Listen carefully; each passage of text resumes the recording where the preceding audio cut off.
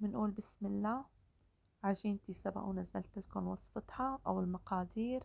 بتضلوا بتعجنوا لحتى تنعم العجينة، ولازم ما تلزق بإيديكم، وبتريحوها نص ساعة، وبعدين بتكوروها بترشوها نشا، وكمان بتريحوها 10 دقايق. والفرد جدا لازم يكون رقيق، وأهم شي تفردوا بالنشا.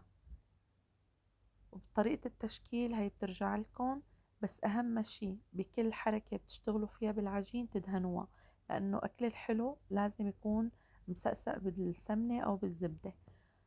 صفيتها، شويتها، بس طلعت فورا حطيت لها القطر، أو بتقولوا شيرة عنه ما بعرف.